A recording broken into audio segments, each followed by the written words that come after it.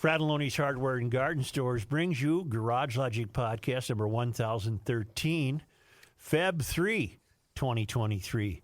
51 degrees on this day in 1934, and it was 27 below on this day in 1886.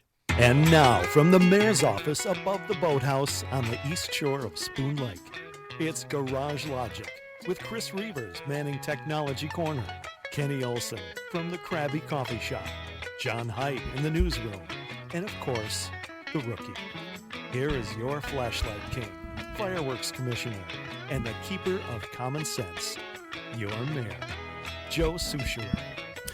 It was almost as though the world conspired today, not just this country, but the world conspired to show us how much trouble we're in. Wherever we look. And I don't relish being the messenger of these dreadful items, but somebody's got to do it. You feel it's your duty. Thank you, Judge. Feel like I owe it to you. Yes. First of all, we got a Chinese spy balloon flying over the United States, and these lying commies are saying, pay no attention to that. That's just a weather balloon. Well, okay. And you say it cut loose and veered off course because of westerly winds. Let me introduce something. As dumb as we are, and we're dumb. Very dumb. We're not buying that, because when you put that much effort into this balloon with its technology, you would have factored in winds, you commie morons. So we know perfectly well what you're up to. You know what they're doing? They're just playing with us. They're just toying with us. And I don't understand. I suppose if we shot it, we're using the excuse that if we shot it and deflated it and let it crash to the ground, we might hurt someone. And I take my chances. That's pretty lame. I take my chances. Fire that thing to the ground. Joe, they can predict where an asteroid is going to circle the Earth, but they can't predict if they shoot it down where it's going to go. I don't understand that. And every time something falls from space, it never hits anybody anyway. Right. We have a lot of land. I'm going the Patrick route. Willing to take a risk. I am too. What I don't like is our people saying, Dad, don't worry about it. No, I am worried about it. Yeah. Pardon me, but I'm worried. I'm not worried of imminent danger or anything like that. I'm just worried about the continuing diminution of America's standing in the world. I'm just worried that we just continue to fade into the background, that we're led by people who are not up to the moment. We'll get to that. It says the world conspired today to deliver unto me more examples of yet why we're in such serious straits. If you read the editorial, the pro-Omar editorial today, you'll learn that most of the global population thinks that the biggest threat to their democracy is the United States of America. Mm-hmm. Let's go to Omar. Okay. Rook, you take your time finding what I want to hear. In the meantime, let me chat. We're ready. Okay, Omar was removed from the Foreign Relations Committee. And she delivered about a 6, what was it, Rook? The original was 6 to 7 minute speech. 5:26. 5:26. And I'm not taking it out of context to not play you the entire 5 minutes and 26 seconds. Trust me when I say, A, you can either go listen to it yourself. It's everywhere. Or B, take my word for it, that this woman was in this country for maybe 8 minutes before she figured out how to play the race card, the woman card, the immigrant card, the black card, and the Muslim card. Yeah, she played them all, She's too. got them all figured out, and it didn't take her long. She's a spiteful, ungrateful human being, and she wants to insist that she's been removed from the Foreign Relations Committee, not because she's an anti-Semite, which she is, but she's been removed from the Foreign Relations Committee because it's just vindictiveness on the part of Republicans, and then she managed to play the game about blaming Trump for something, and on and on and on and on. But this woman's amazing. And I'm telling you something. She's amazingly gifted. She looked at us And she figured us out in about 3.5 minutes. Yep. She said, I can play these saps for all they're worth. Now, I'm going to play you the part of her comments that I found most revealing, and then see if you agree with me. So let's pick up her remarks. And again, trust me, there's a variety of ways you can assure yourselves that I'm not taking her out of context. And my leadership and voice will not be diminished if I am not on this committee for one term. My voice will get louder and stronger, and my leadership will be celebrated around the world as it has been. Ooh. So take your vote or not. I am here to stay, and I am here to be a voice against harms around the world and advocate for a better world. I yield back. All right, what, to me... Welcome to Who's Talking. that's, you can turn that Got her. off.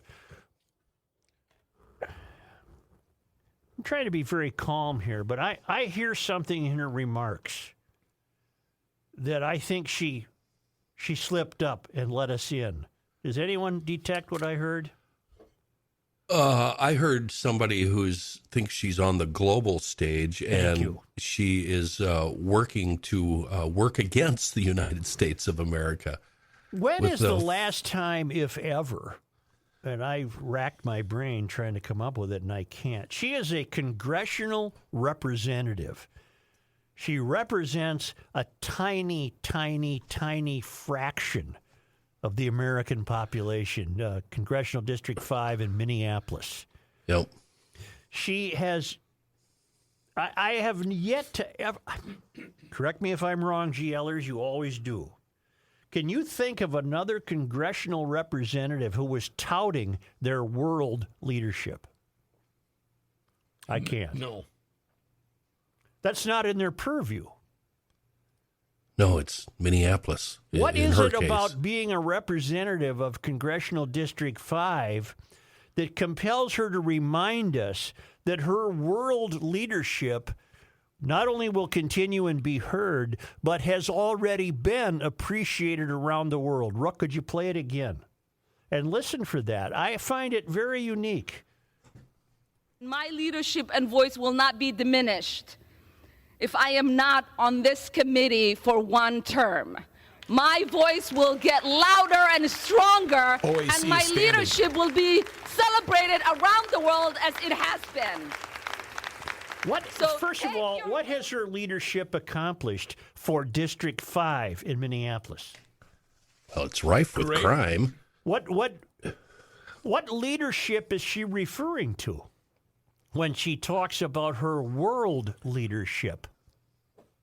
I'm not going to go off the deep end here, and I'm going to restrain myself from all sorts of conspiratorial suppositions, but I don't trust this woman as far as I can throw her. She's a clever, clever cat.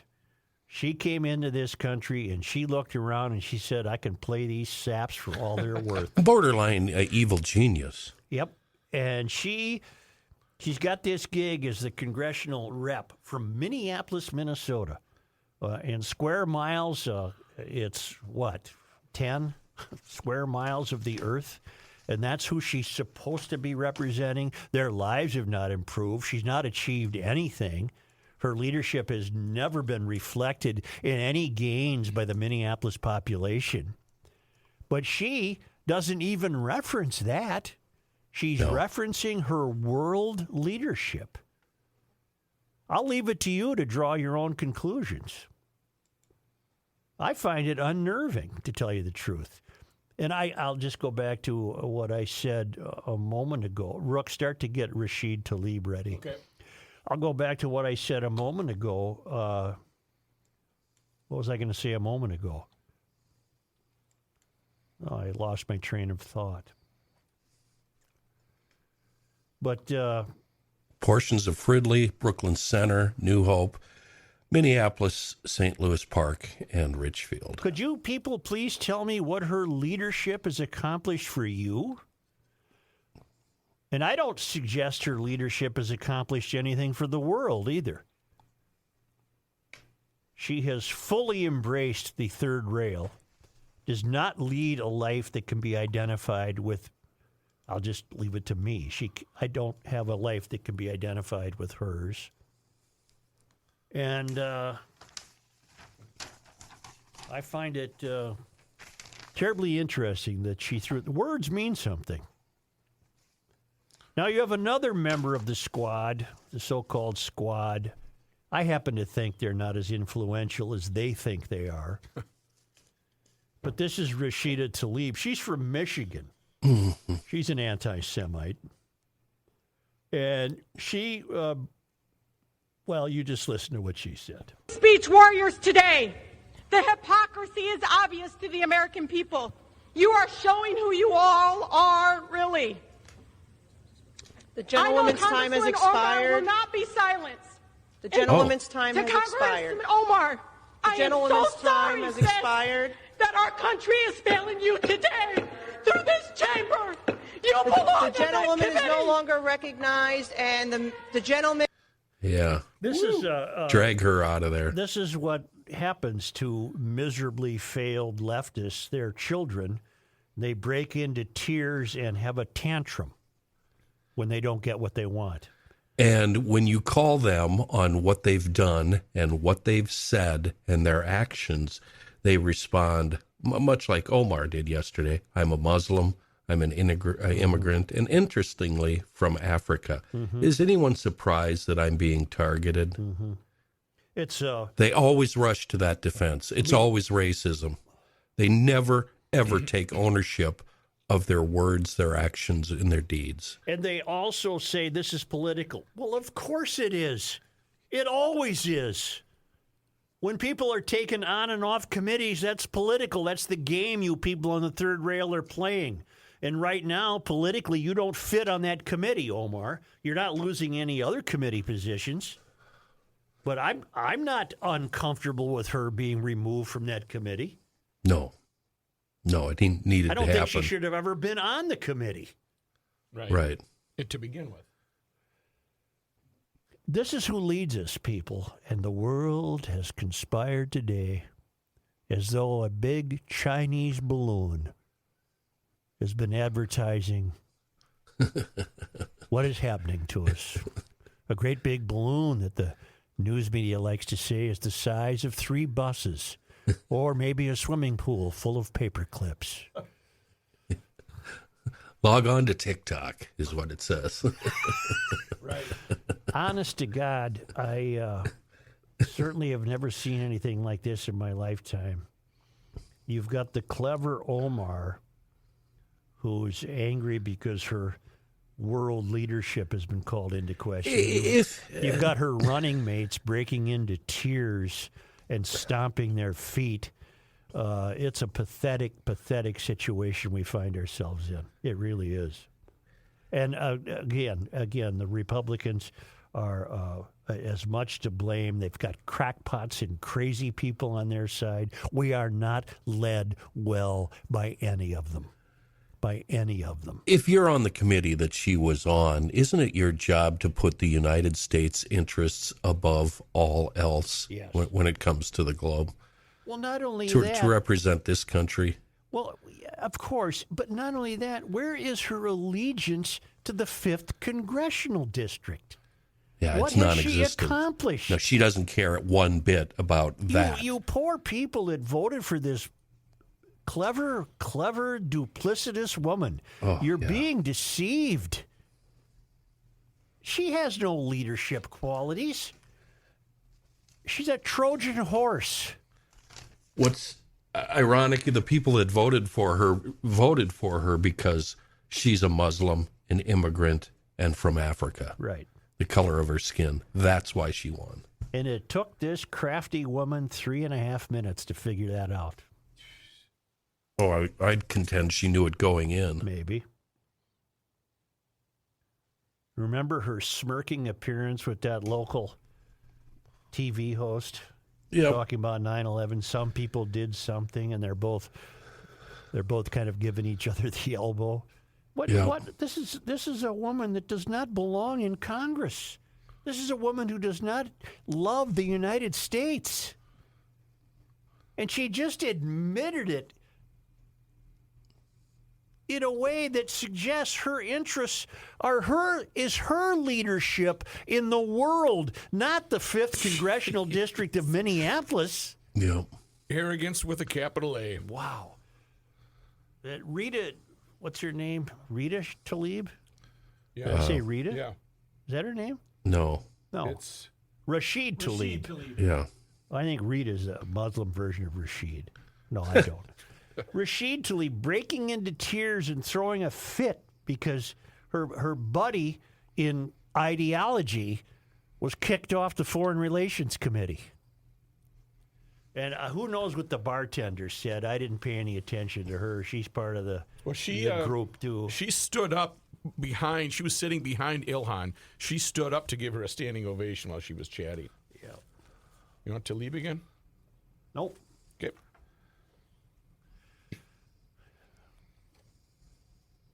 It's as though the world conspired. I'm just looking at my notes. This guy from New York, Greg Meeks, he's a leading Democrat on Foreign Affairs panel. He actually said it is undeniable that Representative Omar has apologized, learned, and been a reliable and productive member of the Foreign Affairs Committee. And I've watched her work with colleagues on both sides of the aisle. Here's where he loses me. She cares about her country. She cares about our national security. She also cares about diplomacy. Excuse me. Her perspective is invaluable to the House Foreign Affairs Committee. I don't see that being represented at all. I don't either. I never have.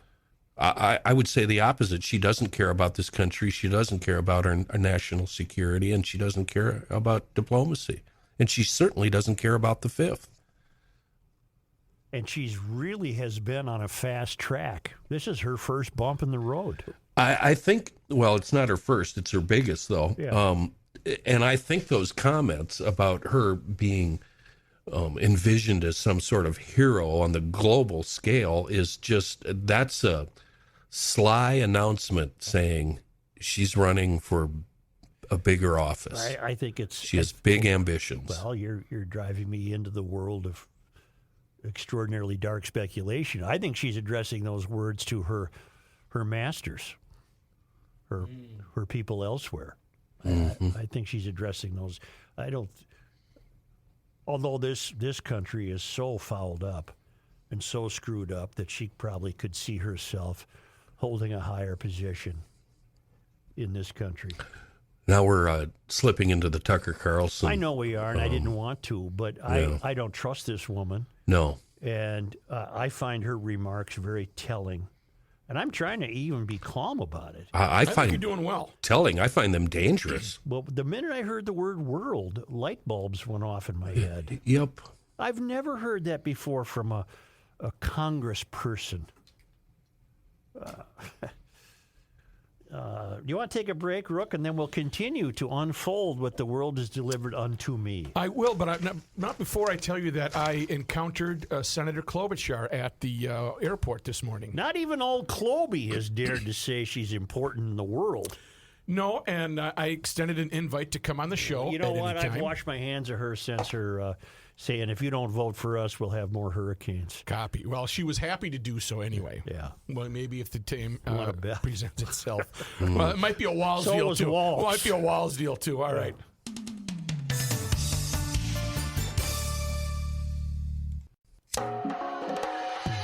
It's the end of the world as we know it, and he feels fine. Joe Souchere. Happy Valentine's Day, sucker. I Not want to yet. see that balloon. I'm going to look for it tonight. Yeah, I think you should. I'm going to get out the 410, take care of that thing. I'm going to get that 410 out of my... Did you hear what I just said? I'm going to get that 410. Where are you going to keep it? That GIT get out of my Liberty safe, made in the good old USA, best fire protection in the business, transferable lifetime warranties, professional delivery and installation available courtesy of Rich at Maple Grove Lock and Safe. And he's also giving us this big Valentine's Day sale on select Colonial and USA safes by Liberty. These savings up to $300. Forget about the flowers and the candy. Get your wife a safe. She'll love you for it. You know, she's got stuff hidden in that drawer she could lock up in that safe. You'd never know it was even there. Plus, you're giving her the gift of security. Or you know what? If you're a CI girl, go ahead and get one for the old man. What the hey? Safety, savings, you get it all on Valentine's Day. The gift that keeps on giving, no matter what calamity, including fire, that comes your way. You can find your Liberty safe at Maple Grove Lock and Safe, 6901 East Fish Lake Road. Big Valentine's Day sale. You can see these safes on the web, maplegrovelockandsafe.com. I'm trying to decipher what kind of lapel pin Omar is wearing in a picture on the front page of the Star Tribune. Under Joe, the is it American flag? No. No. It's not that. I wonder what it is. It's a nice piece of jewelry. Omar defiant after committee ouster. Okay. Above that is the headline, Carbon-Free Energy by 2040. And I guess the bill's going to Tim Walz's desk. He'll, of course, sign it and say that this is going to be the best state in the world for kids. Maybe you know what? If you want a positive way to look at this, it can't happen. It won't happen. What's positive? What are you going to draw? Well, I mean, it won't happen. It's not possible. It's not plausible unless you want to freeze people to death. Plus, wouldn't it be true that if you took all carbon away from Earth, the Earth would be pretty ugly? I think we need carbon. Doesn't carbon turn things green and make things grow and all kinds of interesting things? But we're going to get rid of it. And how about this too? What if technology improves on the use of coal and natural gas? I mean, we can better filter it or better change it into paper towels or something. And then right under that headline is state failed to do very basics of grant oversight. That's fascinating. That is nice placement, isn't it? Are there any people in this state who you can trust? No. State agencies are not complying.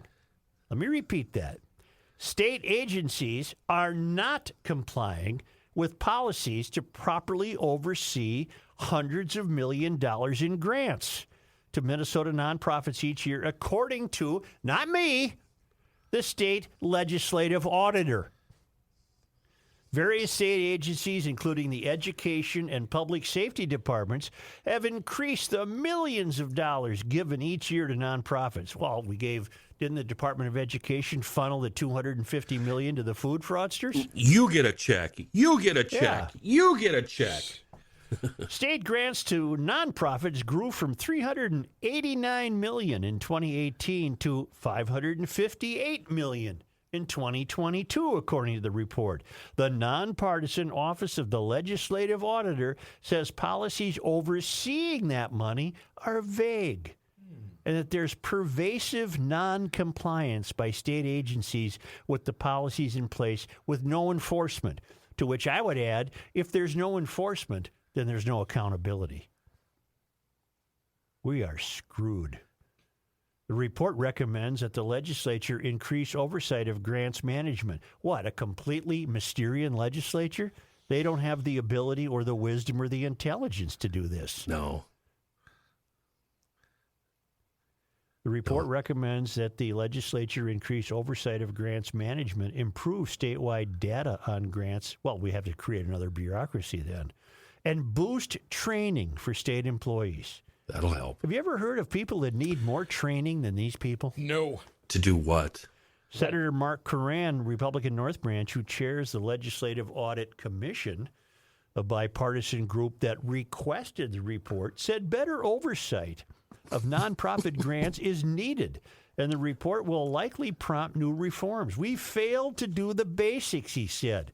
We just want to make sure state funding goes to the people with great need, and waste, fraud, and abuse cannot be tolerated. Yeah, I certainly agree. The report doesn't mention Feeding Our Future, a St. Anthony-based nonprofit at the center of the $250 million food fraud scam. The report focuses on state grants to nonprofits, not the millions in federal dollars that passes through the state agencies such as the Education Department, which was in charge of overseeing U.S. Department of Agriculture reimbursements going to feed our future. Walls, how do you sleep at night? I'm serious. Everybody you've put in charge is a failure. And your Department of Education head walked away with her tail between her legs and never accounted for 1 minute to the public. And how are we supposed to trust you on anything else that comes out of your face? If you couldn't handle this, you let Minneapolis burn, then you blame somebody else. And now you've got state agencies that don't properly oversee their grant giving.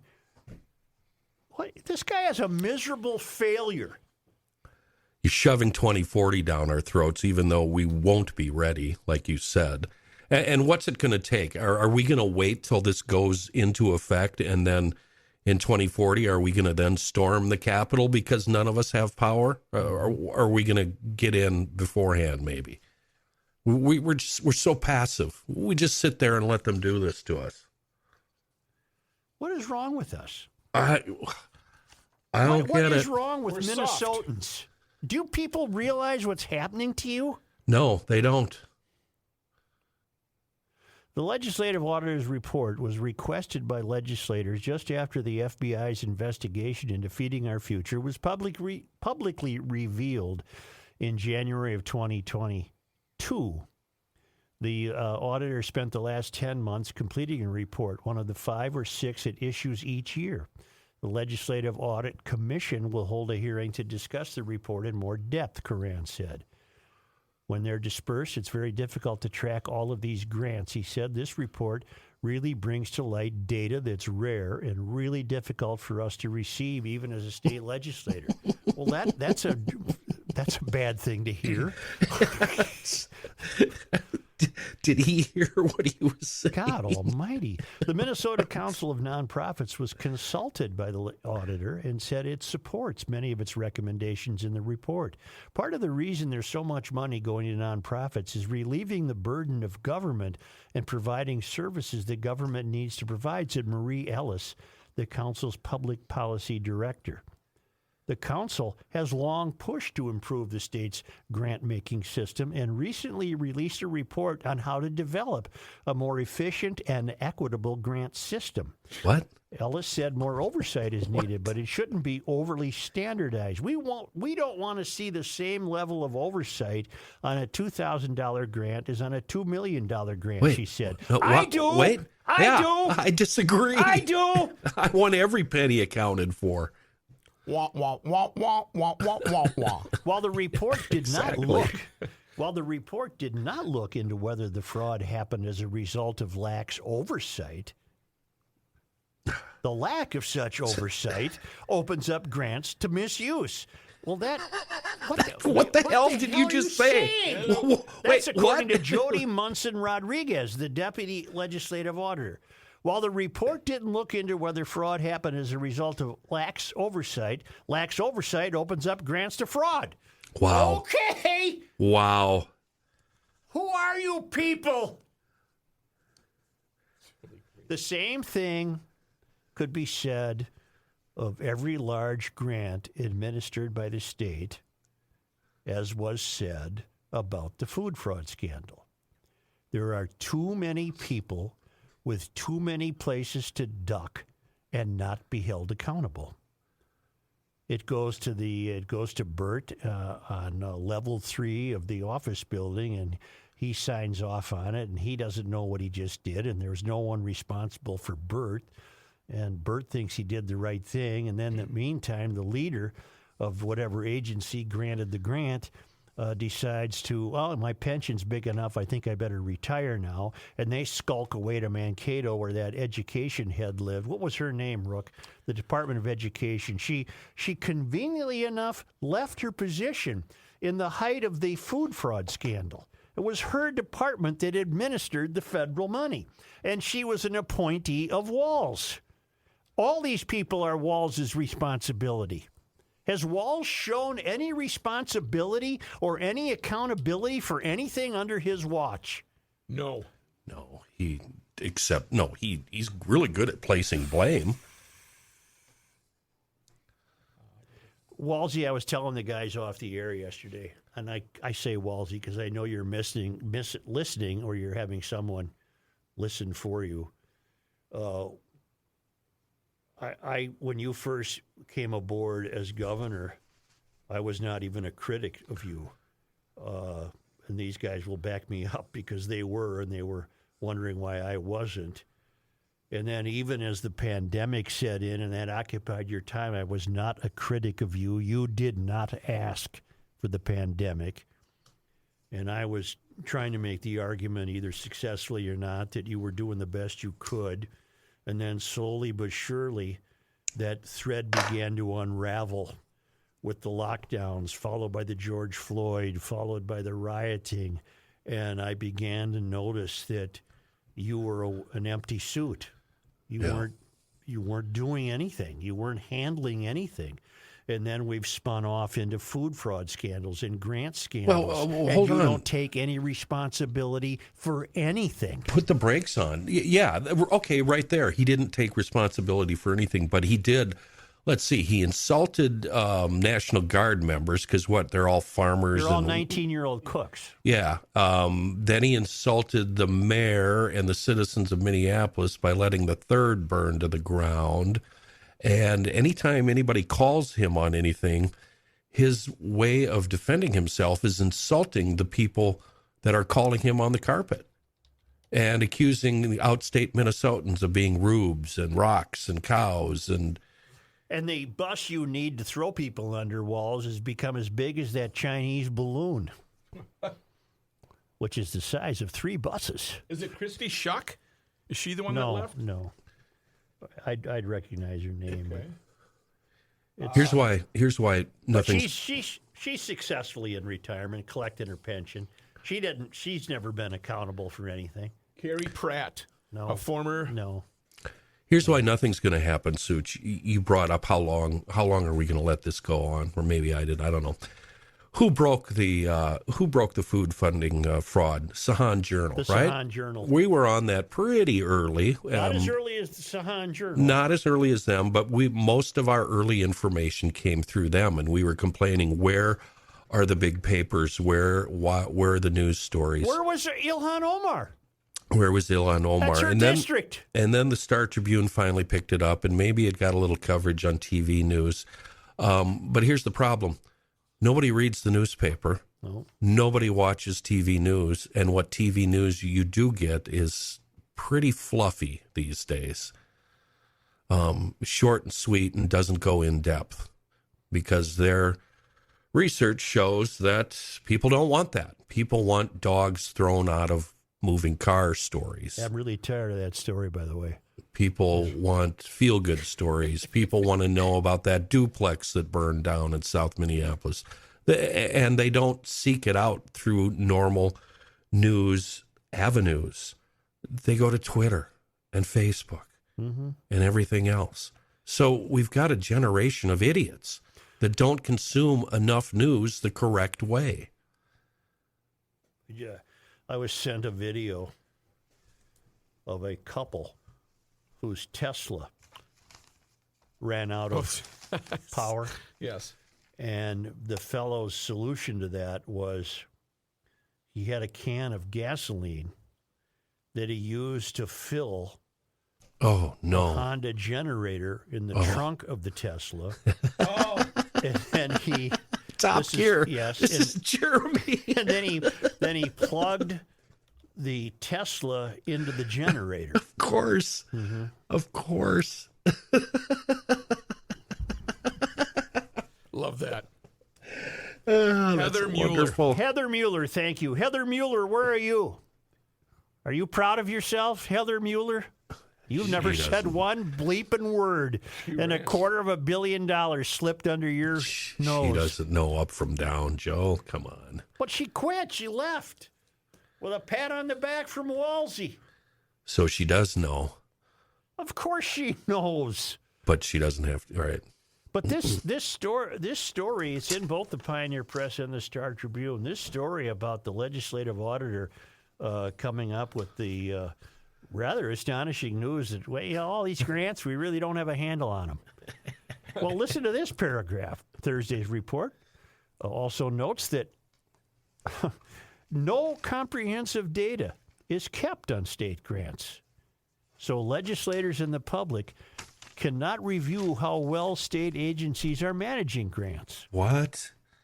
Thursday's report notes that no comprehensive data is kept on state grants, so legislators and the public cannot review how well state agencies are managing grants.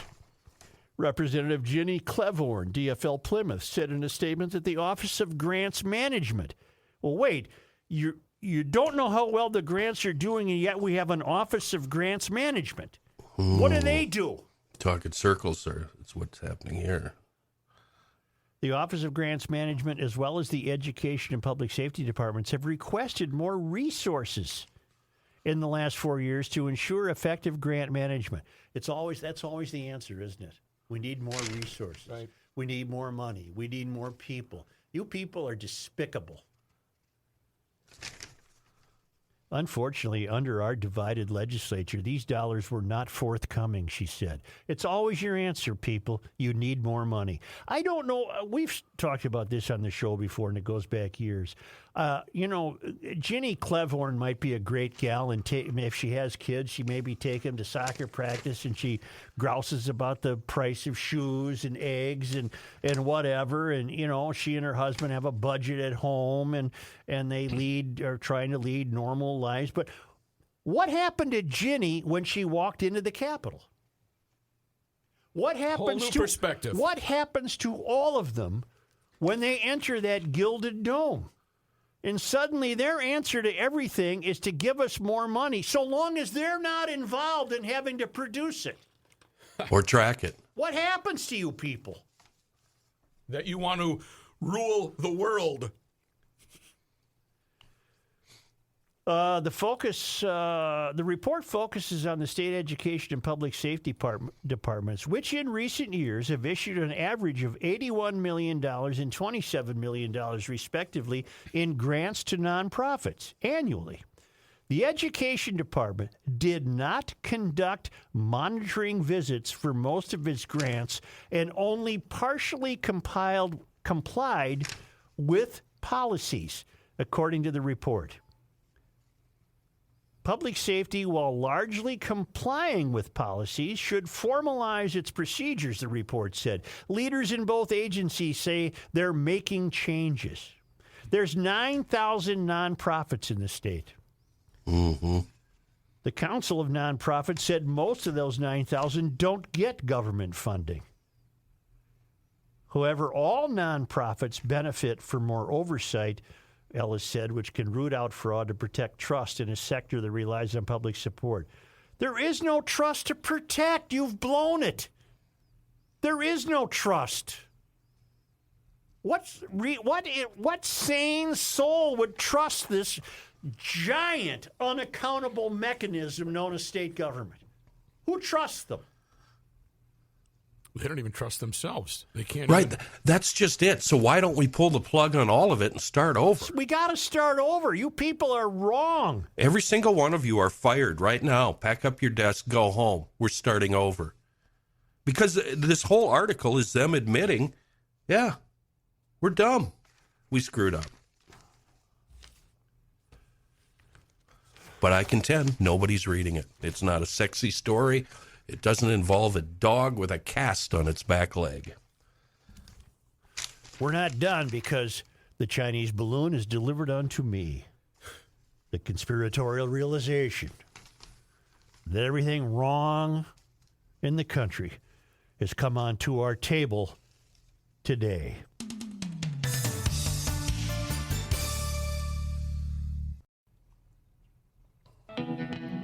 Truth, justice, and the suture. Now let's turn to our friends at Save Our Streets. Remember that group? A group from the failed academy who are advocating against the automobile. They're a prominent Minneapolis cycling and pedestrian advocacy group. They've been fined by state regulators. I don't know where they're going to get the money to pay the fine. They've been fined by state regulators for failing to register its employees as lobbyists. Our Streets Minneapolis, a nonprofit, I wonder how much money they get from the government that doesn't pay any attention to how much they give. Oh, they get something. You know that. Our Streets Minneapolis, a nonprofit formerly known as the Minneapolis Bicycle Coalition that puts on open streets events, was ordered to pay a civil penalty of $4,000 and file a lobbying spending report for 4 previous years as part of a settlement agreement approved earlier this week by the Minnesota Campaign Finance Board. In a related issue, the city of Minneapolis is seeking nearly the same amount from Our Streets as reimbursements for ineligible expenses the group claimed, city officials confirmed this week. Both situations stem from complaints made by Carol Becker, a Minneapolis activist who for years has opposed Our Streets' advocacy for such measures as reducing vehicle traffic lanes to expand cycling lanes. Just based on what I know about Carol Becker, she's doing the Lord's work. I called her and I left a message and I left her my cell phone number. If it's the same Carol Becker, I think she works on the Board of Taxation. This story calls her an activist, but is she an activist for the good guys? I don't know. She's DFL and labor endorsed. Well, how could that be? I don't know. That's why I'm wondering if we have the right Carol Becker. She sounds sane. One of the news pieces I looked up from July 7th, 2020, from an organization called WedgeLive.com, hates her. Well, then she must be a good guy. They hate her. Yeah. It bothered me, Becker said, people taking donations and refusing to acknowledge their lobbyists. She had strong evidence based on records cited in her complaints, findings of the campaign board, and ultimately Open Street's own actions and statements. Becker is somebody the entire DFL and all Democrats hate. Somebody who counts the nickels and dimes and pennies and asks all the right questions. And she's not afraid to ask them. After Becker filed her complaint with the state campaign board in July, Our Streets acknowledged that many of its employees do perform lobbying activities as defined in state law, but maintained that it hadn't realized it had been doing so. Huh? Let me stop right there. Wait, what? They didn't realize that what they were doing was lobbying. That's because... That's because the real world, which is rapidly disappearing before our eyes, the real world of laws and regulations and guardrails and perimeters does not exist to them.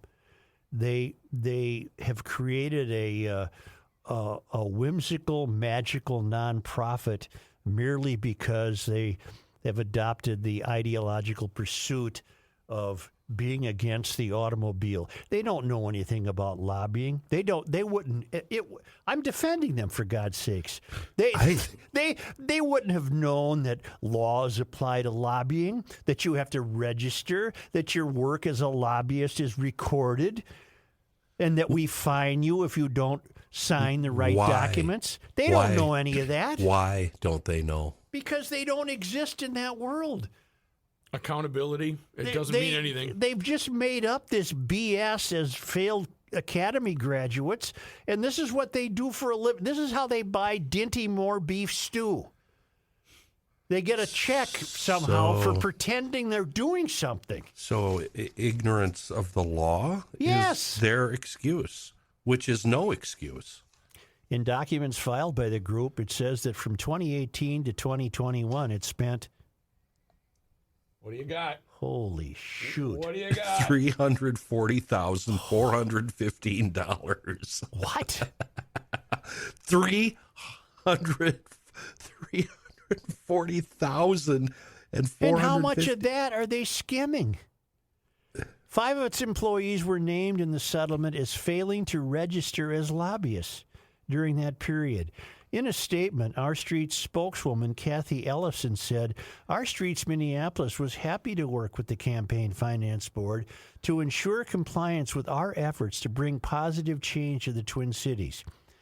You're not bringing positive change. You're a pain in the ass to people who actually need a car. No, you're shoving your stupid point of view down everybody's throats. We are satisfied with the solution and excited to continue working for streets and neighborhoods that are vibrant places for people to live, work, and play.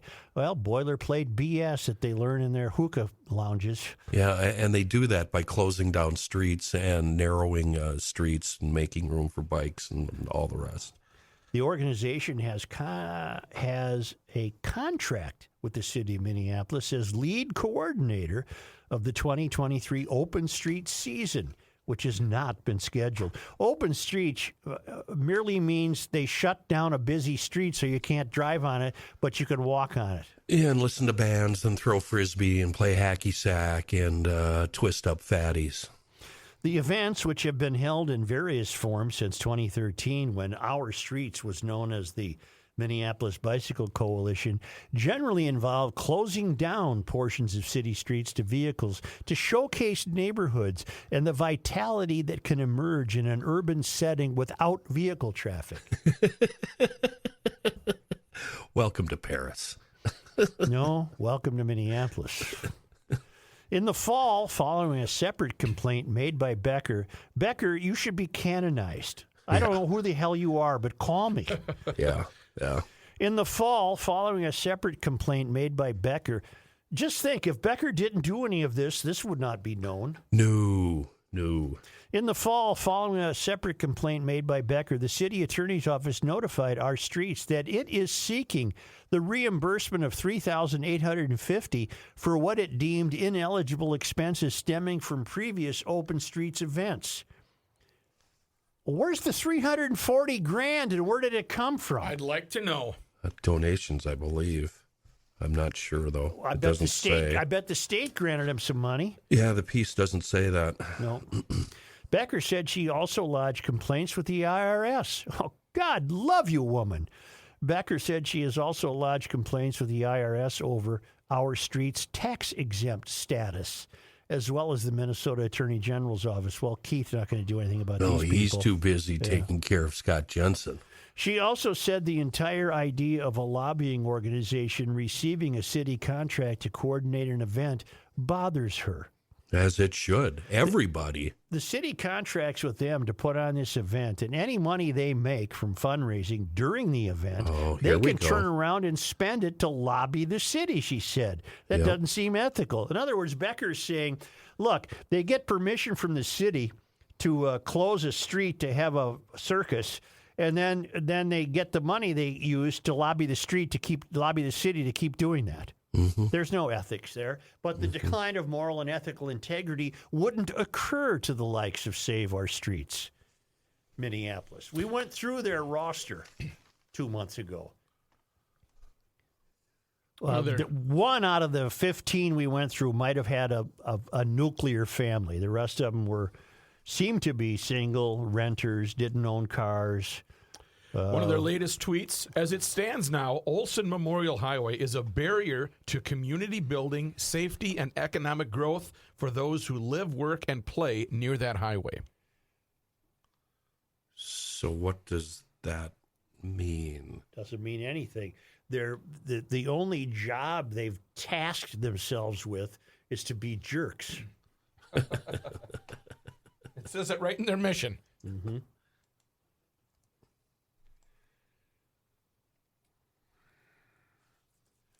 Their mission is, Our Streets, it works for a city where biking, walking, and rolling are easy and comfortable for everyone. Yeah, you need that.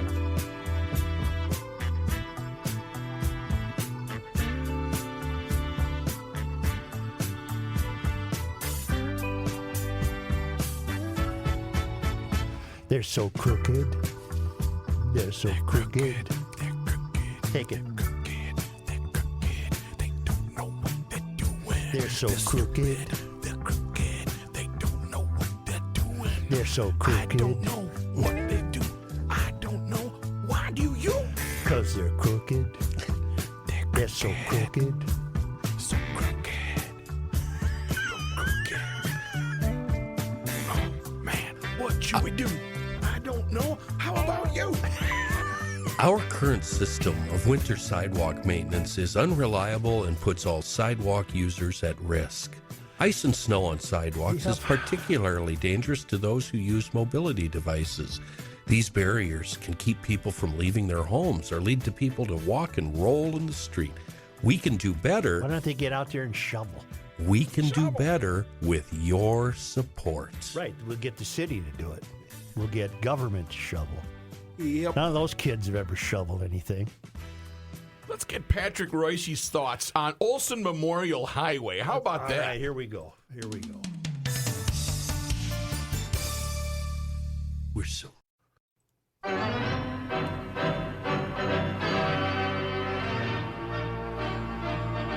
Hello. Hello, how's the very capable rookie doing running the operation? We're doing all right. He's still a rookie. He's still a rookie. I want your take on that great big Chinese spy balloon.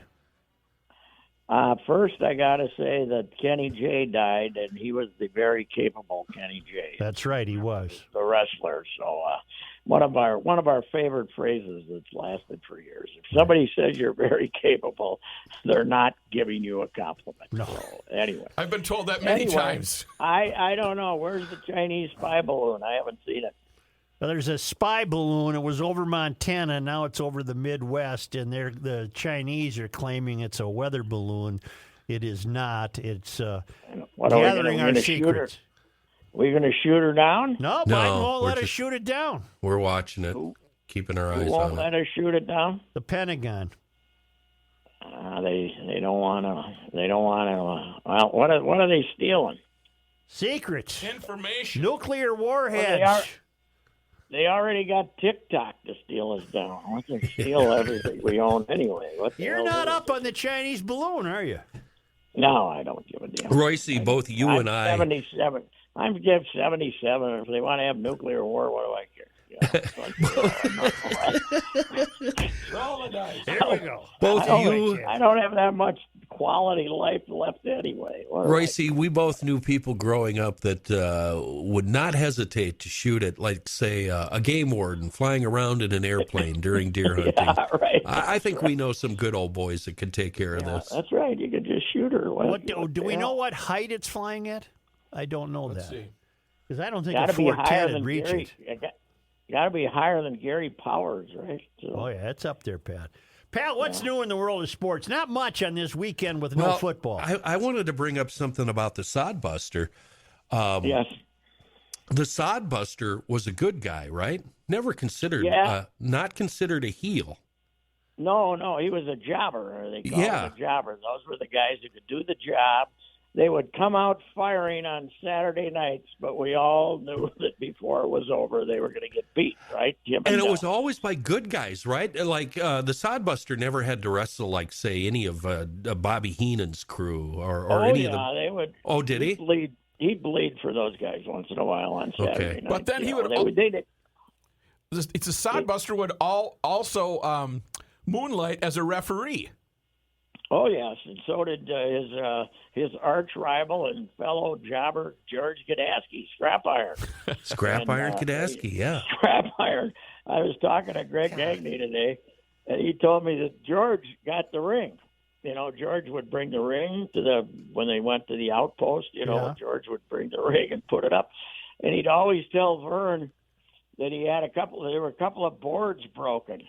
And finally, one day they couldn't find George, and they had to go out and get in the ring. And George had this new barn all built from the wrestling boards that he got Vern to buy him these wrestling boards, and they put up a big garage or something like that. How old was Kenny J? Kenny was 85. He had a good run. George only lasted until he was 52. I don't know what happened to him, but Kenny was 85, and he had his last match when he was 75 or something. He'd show up for some of these reunion events. And was he a Minnesotan? He was from Holding Ford. Oh. And good athlete there. Then he went into the Navy. Yeah. And he was in Europe for a while when he got out of the Navy. And then he came back here in 1962 when the AWA was only in its second or third year then. And because Vern had broken away from the NWA or whatever it was. And he joined in 1962. And it's kind of vague as to how they become the perennial, how they get assigned the task of getting beat. But his most famous jobber match ever was he went when Muhammad was getting ready to fight the Japanese jiu-jitsu guy in 1976, or a mixed martial arts guy. He had he did two exhibitions with wrestlers down in Chicago in 1976 in April, I think, and Kenny was one of them. They called Kenny on the night before Vern and said, "Come on down here. You're fighting Muhammad Ali tomorrow."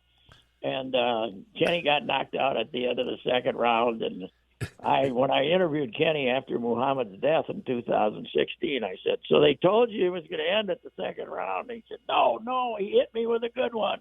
I said, "Okay." Get into the story. Some of the old wrestlers you talk to will tell you all the tales. Greg Gagne, Vern's kid. Yeah. No way. It's all stayed in all character, huh? Just like with Vern, it was always on the up and up. So, but anyway, the Sodbuster, 85, and he wasn't the Sodbuster originally. He was always the very capable Kenny J. Right. Marty always announced him that way, but then he started a sod company with his sons, and he put his sons to work lugging sod around, and that's when he became the Sodbuster. And he was Polish. He was Polish, Patrick. Yeah, Ben Henkowski or something. Yeah, Benkowski. Yeah. Where was he living when he died? Out in the Savage area, but his wife hasn't called me back. I wasn't able to see an official obit yet as to where he died, but he'd been sick for some weeks, I guess. So. Think of the beatings he took, and he made it to 85. Man. Yeah. Reusse, you had the privilege of being 86'd out of a bar by him, right? Oh yes, yeah. I wrote a blog in 2016 about the Muhammad thing when Muhammad died, and I got a hold of him. And at the end, I said, "Well, Kenny, I was there the only night you went 4-0. I said you were the bouncer at the court bar, and you threw out Augie." Frankie Highland, my brother, and me out of the court bar. You went 4-0. He said, "Oh, really? You probably deserved it." And I said, "You're probably right." So, that was downtown St. Cloud, wasn't it? No, the court Minneapolis. Bar, which is Dan Kelly's, right around the corner. Dan Kelly's. What were you doing? What were you doing that caused Kenny J to have to bounce you? To God, huh? We could have been screaming about politics. Oh. Or we could have been screaming about ladies. Yeah. We could have been screaming about almost anything, but it was the National League versus the American League. Okay. And Augie was a Dodger fan, and as far as he cared, the American League couldn't have existed. And the main combatants were Augie against Frankie Highland, and then my brother, anything he could do to agitate either of them was to help inflame it. And there was 25 people in there. It must have gotten really loud. But to me, it seemed normal. But when they came over and asked us to leave at 12:50, the good news is the three of us drove back to St. Cloud where we were working at my brother's. Oh, my God. That was fine. On Highway 10. That was before the freeway. Sure one of us was sober. I'm just not sure who it might have been. Oh, my God. Yeah. Back then, man, God love us. Yeah. I'm here, still here, and it's great. But, yeah, Kenny tossed us. That wasn't as bad as when I first went to interview with Augie for the St. Cloud job. I talked to the boss, and we didn't then we got thrown out of the Modern Bar that night. And I said, okay, this will be good. We'll go to this bar. I'll take this job. Hell yes. Throwing us out of the bar. Every reporter, every sports guy goes through a period where you got to deal with the wrestlers, and I did. And I can't remember which one. It wasn't Vern, but Vern was famous for the sleeper hold. Yes, right. But other guys use the sleeper hold, and one of those idiots did it to me. No. Oh, really? Yeah, and what it does is it just cuts off the carotid artery, right? It just it stops blood. Then hopefully they let go in time that you recover. Right, yeah, that's the key. Yeah. So the sleeper hold was real? Oh, yeah, yeah. Oh, it's all real, Kenny. It's all real. And it became the family hold, because Greg, of course, always they used that. Greg, that's what he used to put Bobby Heenan to sleep before he put him in the weasel suit there at St. Paul Convention Center. That's which right. my man Dark Star has always said the second greatest sporting event he ever saw was Jack Morris, Game 7. The third greatest was Kirby Puckett, Game 6. But the greatest was the weasel suit match at the St. Paul Civic Center with 18,000. You got to watch the video on this if you haven't, guys. The greatest pantomime in the history of mankind. Heenan, when he gets out of the weasel suit and starts stumbling around in the ring, and then he sees his big feet and sees his paws. It's great. It is such great slapstick. It's unbelievable. What else you got, son? Well, the great story about that, Pat, is when you let us in to realize that Heenan was selling the weasel shirts and attire, and he loved it.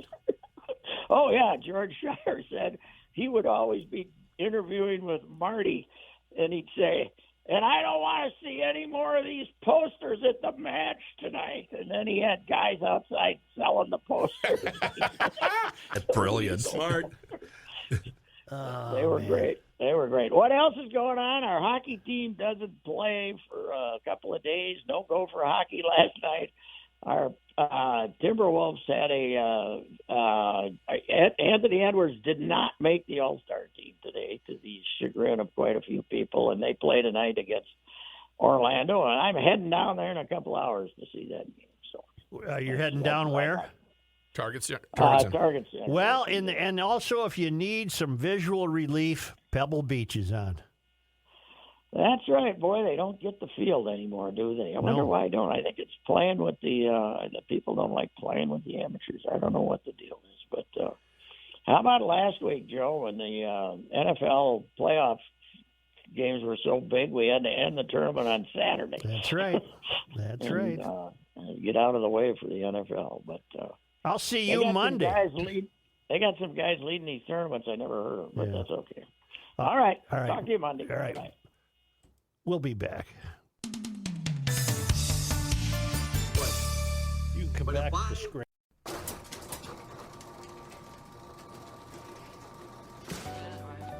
Finally, thank God today is Friday. TGTI Friday.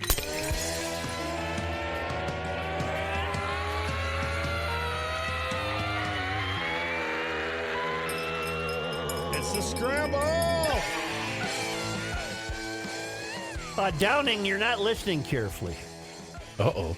Downing says, we know your track record when it comes to looking to the skies, but now that you've moved to Montana, did you at least see the Chinese balloon? No, I live in Wyoming.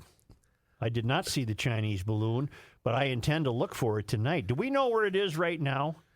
This, according to Yahoo, at 9:28, it's flying. It was seen flying over somewhere in Alaska. Oh, no. Alaska was early in the flight path. I think it's down around Okay. Oh, wait. Oh. Omaha. Okay. Through Canada before appearing over the city of Billings in Montana on Wednesday. I don't know where it currently is. I think she's floating around the middle of the country. I do know that they fly at a height of 80,000 to 120,000 feet. Well, ain't no shotgun going to reach that. No shot. Higher than fighter jets and commercial aircraft. So now that we've told the Chinese we're not going to shoot it down, They'll just do whatever they want. It's just soaking up information, right? We say we've disabled their intelligence gathering abilities. Well, how do we do that?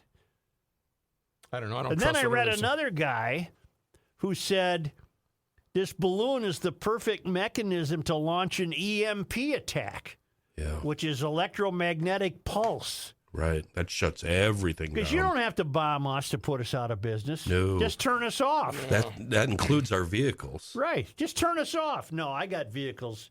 They'll still run? I got vehicles that'll still run. A lot of good it'll do me, but yeah, where are you going?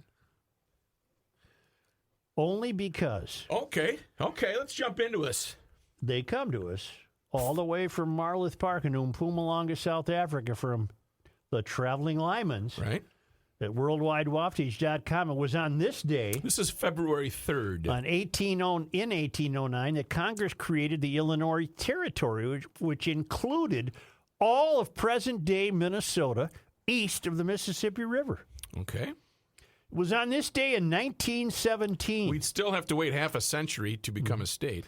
11 competitors in the Red River St. Paul Sports Carnival Derby, the first 500-mile dog sled race on record, completed an 11-day journey from Winnipeg to St. Paul with Albert Campbell of the Cree Nation finishing first. Oh. Congratulations. 1917, okay.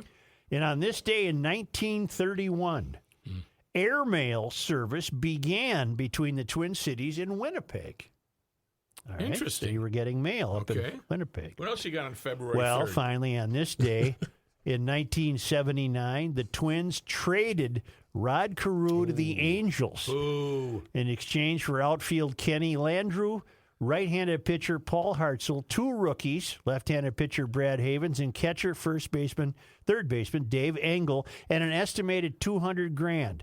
Carew, who batted left-handed and threw right-handed, remarked, "I love the Minnesota fans and I like living here, but it was no longer any fun playing. I feel that California has the players to win the AL pennant." He had a .318 batting average in his first year with the Angels and helped them reach the league playoffs, where they then folded for their man Mock and did not win. That's not in there. I'm adding that. Oh, okay. Yeah. And when Carew, I was close to Carew, and I saw him the other night at Patrick's event. I love seeing him. And when he came back, the first time the Angels came back, I've told you guys this story. Yeah. The first time the Angels came back to Minnesota, I rushed out to talk to Rodney, and he went to shake my hand, and in his hand he had placed his tobacco chew. Oh. So when I grabbed his hand, I had the big gob of And he crap had the there. chaw, I had the chaw right in my neck. And Rodney thought that was pretty funny. That's pretty good. Yeah. Thank you, GLers. My favorite Rod Carew story is the one about the paper boy. When he was the paper boy that delivered to his house, he would come to collect. Yeah. And Rodney's, whoever he was living with, the mom. His wife. Whoever, he said, we prepay, we don't collect. And he comes back another month to collect. And finally she said, "Hey, I told you we prepay." And he said, "Shucks, I just wanted to meet Mr. Carew. Yeah. I wanted to," and he, I think, took him to the stadium one day for a tour and stuff like that. It was very charming. Yeah. Very charming. Rodney isn't a bad guy. Good to the help. He was born on a train in Panama. And what was the name of the doctor? Rodney Carew. Yep. Such? Or maybe just Carew. Rodney Klein. Rodney Klein. Rodney Carew, Klein. Right. Yeah, Such? Yeah. Do you believe in rock and roll? Yes. Can music save your mortal soul? Yes. And can you teach me how to dance Yes. real slow? Yes. Bye-bye, Wow, This those are- American Pie. that would be a great song. It would be a good song. All right. I want a great podcast. There's stuff I didn't get to. We'll have to do it Monday. You want to do a Saturday one? No. Okay, we'll do it Monday. PodMN for your smartphone library, your podcast library. GarageLogic.com to sign up. Tell your friends and neighbors about the Garage Logic Town Council. Have a wonderful day today, ladies and gents, and we'll see you on the next Cha.